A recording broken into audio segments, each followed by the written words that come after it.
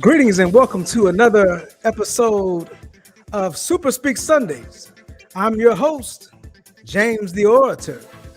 For this platform, we interview and talk with people who are just ordinary people who have gone on to do some extraordinary things. We are very, very excited about our guests today. As we always say, we have handpicked these folks to be a part of this platform. And today we have with us a very, very special guest. But before we do that, let me just thank each of you for your phone calls, your thoughts, your prayers. I've had just an overwhelming response regarding the platform and what we're doing, the people who we're bringing on board. Continue to share and like these videos, and then also go to YouTube and subscribe to our channel. That way, you won't have to wait until you see it, but it'll be you'll be notified. You'll be notified once we put the information out. So please do that before the end of this show. Can I depend on you to do that before the end of the show? All right. Today we have, and this is very, very timely because it's crazy out here right now in terms of employment and things of that nature. I mean, everybody is looking for great talent. But, in order to be a part of a great organization, you can't just walk in and say whatever you want. I mean, you have to have some form of preparation. And so today we have with us Crystal Isbell, who's the founder of Izzie Company, which is formerly CM Editing, a consulting service offering professional resume and cover letter writing, career coaching, and virtual assistant services to small businesses. So if you're a business owner out there, Izzie has a virtual small business service. She's an assistant, so you may want to tap in. Izzie Company, founded in 2011, strategizes their focus on resume revamps and diagnostics to secure interviews while educating clients on the building blocks of targeted career goals, trends, and transformations. The name Izzie is an ode to her father and brother, who were both very entrepreneurial and took chances on fulfilling their purpose or their passions. Crystal cannot help but follow in their footsteps. As a result, she has rebranded the business to fulfill her own passion and keep the memory of her father and brother alive. Ladies and gentlemen, help me welcome, I call her Miss Izzie, but her real name is Crystal Isbell. Crystal, welcome to the show. Thanks for having me. Yeah, how you doing? Doing well. You know what? It's been a busy week. I know you're busy with the business and helping people to become great. Yes. And I'm so excited that folks have been knocking at my door and giving me the opportunity to assist them in what they do. It's been a real blessing to me. Yeah. The work and we'll get into what you do a little later. But as we do always, we always start each of our episodes with a quote. And so when you see this quote, we just want to get your initial reaction. Tell us what you think. Okay. All right, so let's get that going here. So the quote is, and Confucius says this: choose a job you love, and you will never have to work a day in your life. What are your thoughts?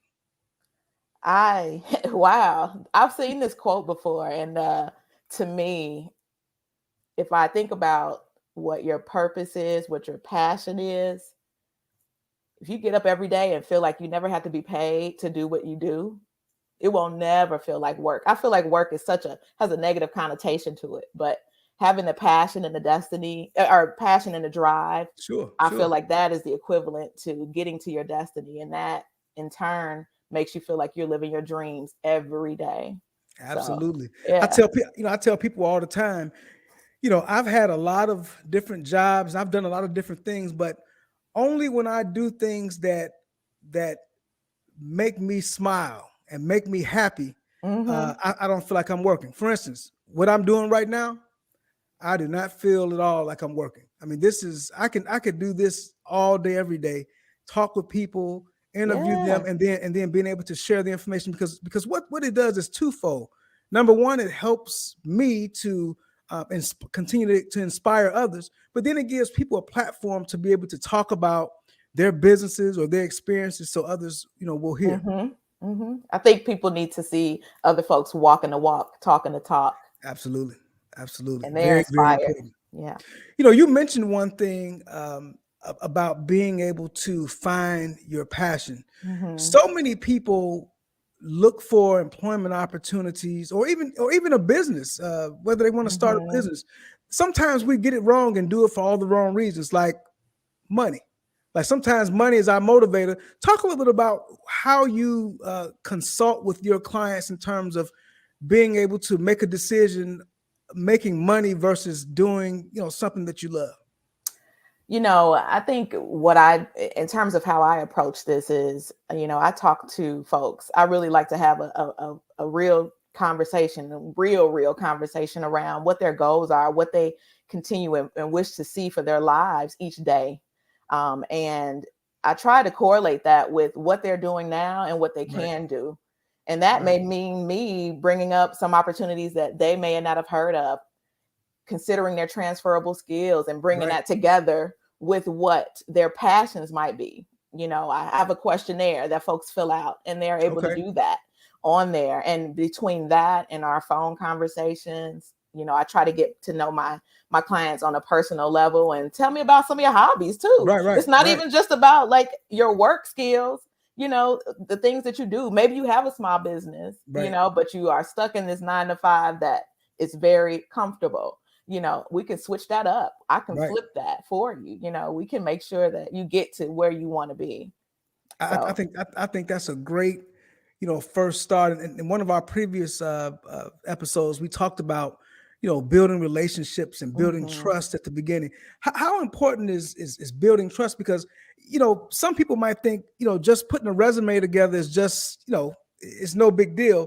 But how important is it for you to go beneath the surface with people to find out what they really need? Oh, it's highly important, very important. Like I said, during a consultation and sometimes even other phone calls after that consultation, there are a lot of questions that I ask my clients. I ask them about their personal lives, what they're willing to sacrifice versus what they don't have. Remote work is a huge thing nowadays, and folks want to make a career change. And they don't know how to do that. And so I go deeply into their job duties, previous job duties, and then ask them, what are some of your accomplishments here? Tell me about some quantifiable accomplishments. Did you increase things at a certain percentage? And, but I also think that it's important to understand where people are, meeting them where they are in life on their journey, and being able to say, hey, this isn't feasible for you, but I know some opportunities that may be feasible for you.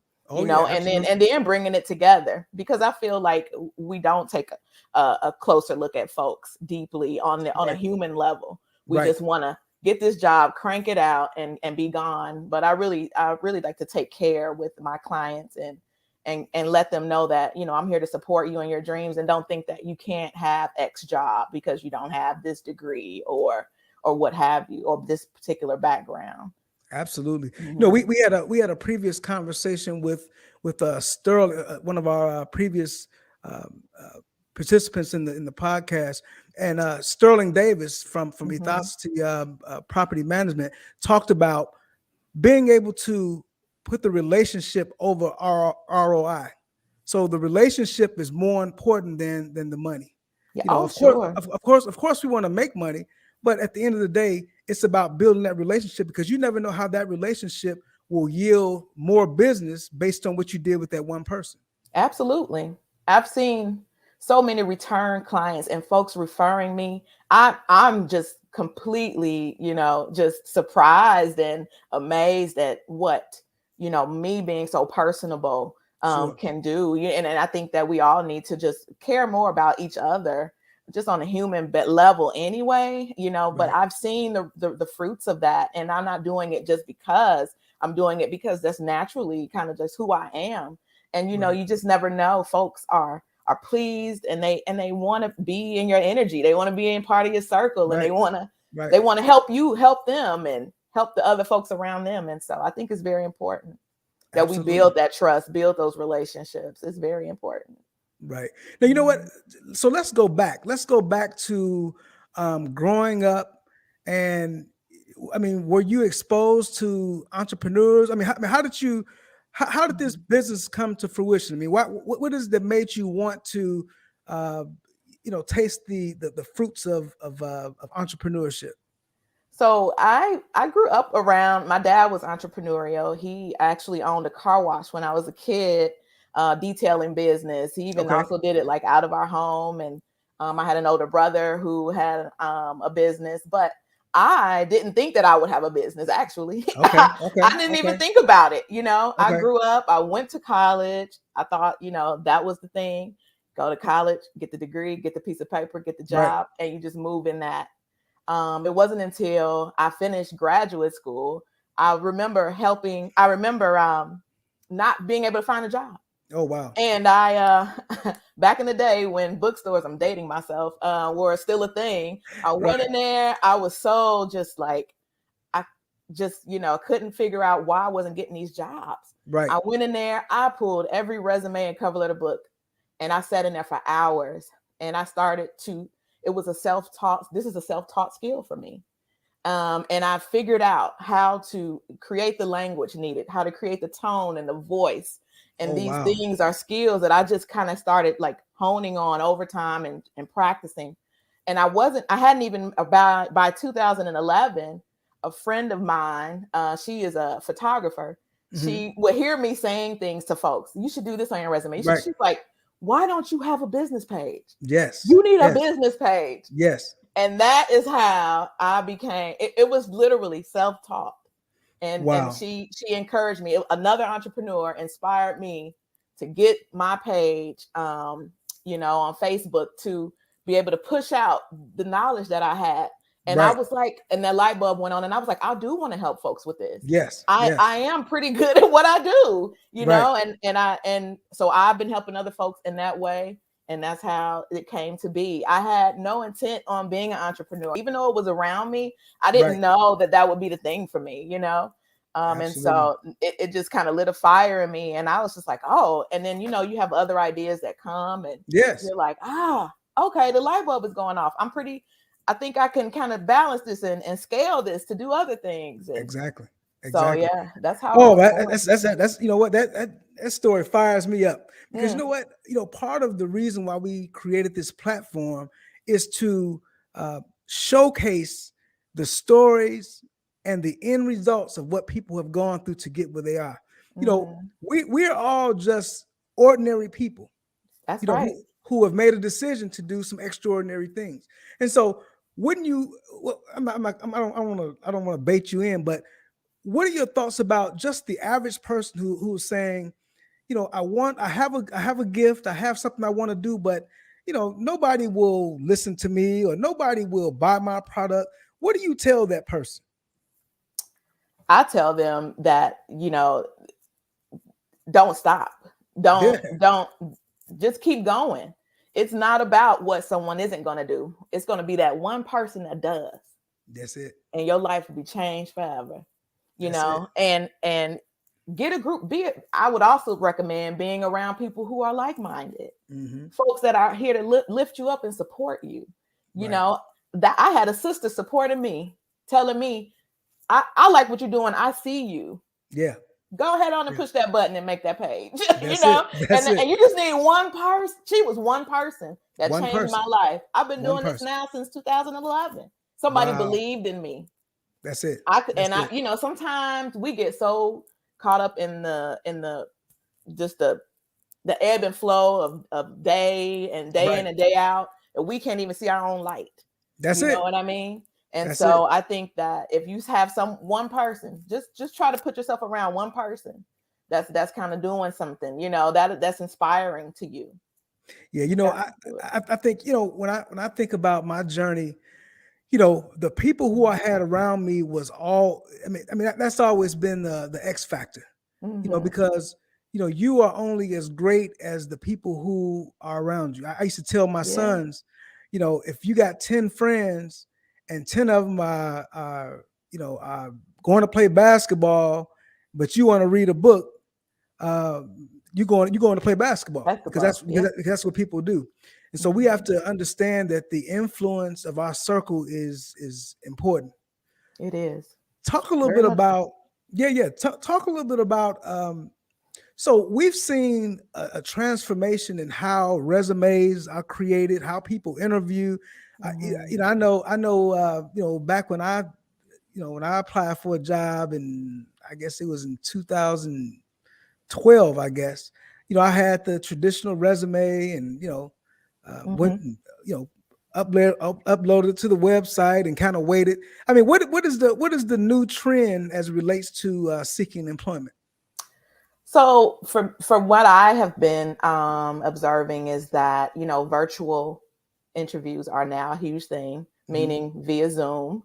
And preparation for that can be different for some folks. Everyone doesn't have a laptop. Everyone doesn't have a quiet space behind them. But that is definitely a trend. And I'm also seeing an uptick in the need to submit a cover letter as well, in addition to your resume. And a lot of folks dread writing a cover letter. And so that actually can make you stand out from the others who are only doing the resume. And so being able to brag on yourself in the cover letter and being able to discuss in more detail about your achievements and some of the things that you've done in some of your previous work can definitely make you stand out. Absolutely. Yeah. When you talk about the resume, one thing that I noticed, and I worked in human resources for over 20 years. You notice that people have things on their resume that they may not need. And so what is the benchmark for saying I no longer need this on my resume? Anything after 10 to 15 years should be removed. But I would say 10 years and below would be great. And you should be between 2 to 3 pages. And that's the max in terms of the length of your resume. So cutting out some of those jobs you may have had in college, or, if you're an older individual, maybe cutting out some of those things that you've done, early on. Anything over 10 years should be removed. And how often should a person have their resume tuned up? I would say you should tune it to the job that you like, tailor it to the position that you want. Okay. Sometimes folks have varying resumes for different things. There's 2 types of resumes that I refer folks to. There's your general reverse chronological, you're starting with your most recent position. Then you have folks that may want to be a career changer. They may be a nurse and want to go into tech. What type of resume should you use? That is where you use a functional resume, where you focus mainly on your transferable skills. And that is where you list out those skills from those particular jobs instead of starting with your most recent job. Okay. And so that can really, kind of help those recruiters and those employers hone in on what you have transferable that can fit into the position that they're looking for. So they're looking at your skills versus your degree in nursing. And you're customer oriented. You have, typing skills or whatever the case may be. So I think that, it depends on the position that you're going to be applying for, and you should be adjusting that to whatever that is. Your resume should adjust to that. Now, when you say, I've heard you mention the word transferable skills a few times since we've been on. Let's just say that I'm applying for a job and they're asking for 2 years for this, 5 years for that. Should I not apply for this job because I don't have the exact? No, you should absolutely apply for the job. A lot of folks now, what I'm also seeing in terms of trends is that a lot of companies, a lot of agencies need employees. It's the great resignation right now. And honestly, it's a job seekers market. So you can flip with the help of a resume writer, not just me, but any resume writer. Well, not any, but to get your, to kind of look at the skills that you have and flip those skills to kind of align with what that job description is asking for. Okay. So, sounds like you have a recipe for some success for people. Yeah. So we have a resume, we have a functional, and then we have, what's the other one? Functional and reverse chronological, which is that's the one that you see all the time. It's very, basic. That's kind of what you see generally. Now, I don't have a degree. And I haven't had a lot of job experience. I'm really trying to transition into a career instead of a job, because there's a difference between a career and a job. And so if I want to make this transition, what recommendations do you have for folks when they don't have the necessary background or the education? What can you tell them? So what I would do is make sure that we create a very strong cover letter. And what that would do would be an overview of accomplishments, qualities, and why you would be such a great candidate for this position, even though we know you lack in these areas, according to the employer. We can make this cover letter kind of make you shine in a way. And this is like your open letter to the employer, right? Your cover letter is, and this is you kind of bearing your soul, being a little vulnerable, saying, hey, I'm telling you, I don't have this, but I do have these skills. And that is where I would say we would strengthen the application in totality in the cover letter. Yeah, I think the cover letter is so important. Sometimes, again, my experience working in human resources, sometimes people will just send a cover letter and it'll just be a general cover letter. But what are some things that people really need to hone in on when you talk about sending a very job specific cover letter? So what I would tell people first is to stop like copying and pasting from the internet. Right. And not to utilize some of the templates that you find in some of the software that we use, because some of those can hang up your application in applicant tracking systems that recruiters use. And a lot of times those things are thrown out immediately. The average recruiter uses 6 seconds to review a resume if they're doing them by hand. That is on average 6 seconds. Some recruiters take more, but they'll use an average 6 to 7 seconds. And if your stuff isn't up to par, you're out. It's just immediately. Yeah. Right.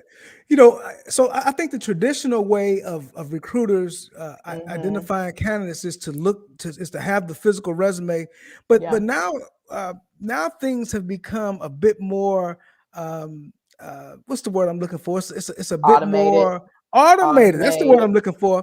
And so these automation systems are looking for keywords. That's in resumes. And so can you talk about how you use keywords in the resume and cover letter to help someone to obtain employment? Sure. And I know I skipped over that question. I kind of got into my groove, but we're flowing. That targeted keywords can be implemented and placed into your resume. So we want to look at your resume versus the job description. And that's one of the things that I ask my clients: send me 2 or 3 job descriptions that you're interested in applying for. And I'm going to make sure that I can kind of cross collaborate these documents and get information in. If the applicant tracking system sees those keywords, they're going to pick up on that. You can likely be a candidate. That is a sign to get your foot in the door for an interview. That's it. Right. Boy, you have a wealth of information. I tell you that. Not that I'm looking for a job right now, even though a few months ago you did help me out tremendously and redid my resume and cover letter. Which I just like to keep it on hand just in case. But we're in good shape right now. But so last thing I want to ask you. As we look at the job market, because what did you call it again? You said it's the Great Resignation. It's a job market. It's a job seekers market right now. Okay, and so what do we see? What trends do we see in the future? I mean, should people be moving right now to get the ideal job that they want? I mean, should they call you and get that resume together and get that cover letter together so they can position themselves now, or do you see this being a downward trend here in the next few years? Actually, it's an uptick that I've seen. And I think now is the time to get your documents together, your professional documents together. There are a lot of leadership positions opening up that wouldn't necessarily be available. And if you think you may have an interest in moving up in the company or moving to a different particular position or particular company, now is the time to update your resume. And sometimes folks don't change their resume for 10 years Right, or, right, 15 years, and think about all the things that have changed since then, your Right. technology skills, the positions you've been in. Now is the time to take advantage of remote work. Now is the time to take advantage of creating positions in Right. companies that maybe you have been employed there and it's an eternal move up, but maybe you have the opportunity to create what you want for your professional, career. This is the time to do it. This is the time, huh? This is the Don't time. wait. It's if it's a job seekers market, that means you have leverage to make it what you want it to be, to get what you want, and to be where you want, and to make the money that you want. Wow. That's great. That's Yeah. great. So I have a resume. I have my cover letter, and so now I've been identified as a candidate, and I got an interview. I have an interview scheduled. They've called me or they've sent me an email. I have the interview. What should I be doing next? How should I prepare for this interview? You should be preparing by, number one, reviewing the resume that you have to be able to speak to your skills, to be able to speak to some of your qualifications. You should also be doing historical and current research on the company that you're applying for. Okay. And also, I would do some quick searches on interview questions that may be asked of you, so that you can practice. I offer sometimes mock interviews for that. And then I would also make sure that you have questions at the end of your interview. A lot of folks don't do that. And many times when you do have those questions at the end of your interview, many are heavily impressed, believe it or not, that you have questions, and make sure that they're really good, well thought out questions about, the company, about what working there is like, and the culture, things like that is very important to ask. And so if I hear you correctly, you're saying that prior to going to the interview, we need to have how many questions should we have? I mean, should we have 10? I mean, should we have 5? I mean, no, I would say 2 to 3, 2 to 3 questions. Yes. But don't, stay away from basic questions. I mean, of course, if you have questions about, some things that may be basic and you don't get that answer, then that's fine. But I would try to be, creative and ask them questions about the culture and things like that. How is it working here? What is that like? And what are the management styles here, for example? Things like that. What about, and I know this has always been a taboo topic, but should I ever ask how much am I going to make? I mean, we talk about the money. I want to talk about the money. Talk about the money. Yeah, well, a lot of companies these days actually are being more forward with what the salary will be. And I think that's a great thing. I don't know why a lot of companies in the past never showed their hand in that way, but I mean, you would really get through a lot more folks, quicker, and you would be able to fill your position more quickly if people knew what the deal was, honestly. Right. And so I think that it depends on the company. It depends on where you're doing this interview and how you ask about salary. A lot of companies, like I said, are more forward and more open to providing that information up front now, right? Than most. So than it was in the past. So that's a good thing. Yeah. I think so. And so we got the resume, we have the cover letter, we get contacted for the interview. In terms of answering interview questions, I remember when I first had my job, I used to work at Tip Top in Gary, Indiana, at a grocery store, and they would ask, I remember going through the interview, they would ask me questions like, "Tell me about yourself," or what are your strengths and what are your weaknesses? I think more organizations are moving more to behavioral based interview questions. Can you talk about what those are and how that impacts the outcome of an interview? You said, I didn't hear what you said. What type of base? I didn't hear. Like situational based or behavioral based? Oh, behavioral based. Yes. So when folks, a lot of times folks do struggle with behavioral based questions. Yeah. I think it's very important to practice and to pull out examples of things that you've done, working on teams, leading teams, managing, creating projects, and going and taking your your interviewer through that story step by step, Right. from beginning to end. And I think a lot of folks don't know how to tell a story, Right. and sometimes we don't know that's what they're looking for. But, Exactly. just having, and that is, it's kind of like STEP. It's called STAR. It's an acronym. I don't have Yes. the words for it, but Yeah. it kind of takes your interviewer through each step. And Mhm. folks want to know that you have the ability to tell or repeat instruction, or repeat, a Right. story step by step, and give them from beginning to end how you move through that and how you solve the problem. And Absolutely. so that's very important, to practice that with Right. someone that you're comfortable with. It'll really prepare you for, and so I always also tell folks to write down a couple of examples while you're working at your current Right. job of Right. things you've created, how you moved up in leadership, and then you'll be able to use those particular examples when you do interview for a new position. Wow. Wow. Mhm. You've given us a lot today, a lot of information. For someone who's watching this this recording or this episode of Izzie the Resume Pro, what do you tell people? What if I've applied for so many jobs? Because oftentimes people just blast out resumes and can't remember, if they get a call, they don't remember who. So what would you tell someone who's feeling discouraged right now? Of course, it's a employee's market, Mhm. but Mhm. I can't land the job that I want. I need to make more money. I'm things are not going well in my current job. Mhm. What Yeah. do you tell them? What I would tell them is to reach out to, if they have a network of folks, reach out to folks by mouth.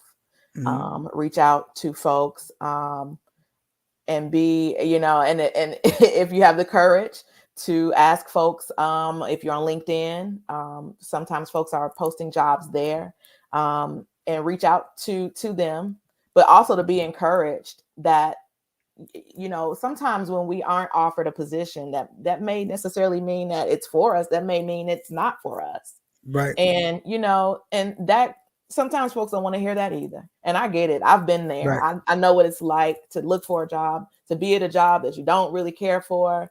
Um, and you have to know that what is for you is going to be for you. And maybe those opportunities that you may be missing the mark on isn't for you. And it may bring you more havoc than not, And Right. so you just have to keep pushing, keep trying things, go down the path less beaten, do Yes. things, step outside of the box.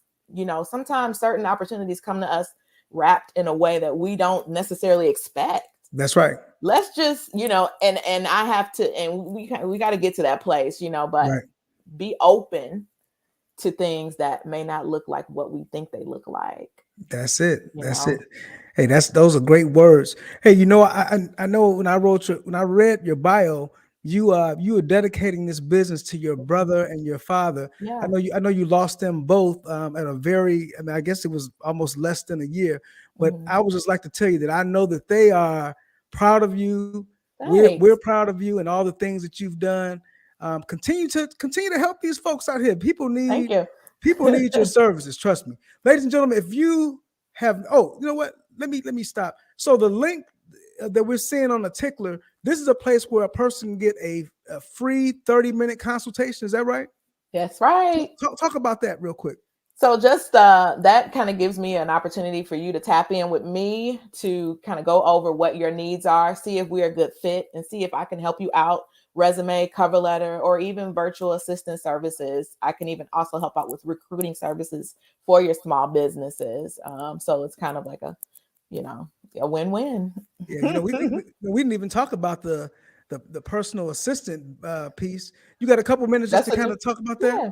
It's just a new piece that I've brought in. I am a small business myself, and sometimes we can get lost in our passion and working in the business. And so just wanted to provide services for folks to get organized, Right. for customer service, email management, calendar management, things like that. Oh So wow. folks can really start to focus in on other things or new Right. goals that they have for their Sure. businesses, Sure. while the day-to-day is taken care of. Whoo, I'm full. I'm full. I'm full. I'm full. You've given us a lot. Thank you for coming to Super Speak Sundays. I mean, this is Thank you for having me. yeah, no doubt about it. I wouldn't have it any other way. The information you provided today has it's gonna touch somebody. I hope so. You're gonna help somebody. Ladies and gentlemen, make sure that you reach out to Izzie and Company for your free consultation. She's waiting for you. Yes, I am. Thank you again for coming. Thank you. Make sure you have a good day. And you know, we might bring you back to hear a little bit more about how many people you've got as a result of this. I mean, I think that people are definitely going to. You have some gems, some jewels, some nuggets, or whatever they call them. Nuggets, gems. It's all the same. That's it. That's it. Thanks again for coming. Thank you. Thanks for having me. Peace. Bye-bye. Peace. All right. I hate to say it again, but I think we hit another home run, ladies and gentlemen. We had Izzie and Company to talk a little bit about the services they provide. If you are looking for someone to help you with a cover letter or a resume, or even if you just need help with having someone to interview you for those behavioral-based or situational-based questions for an interview, she's ready to help. Once again, it's been your man, James the Orator, here for Super Speak Sundays. Until next time, we'll see you soon. Stay productive and tell somebody that you love them. Peace.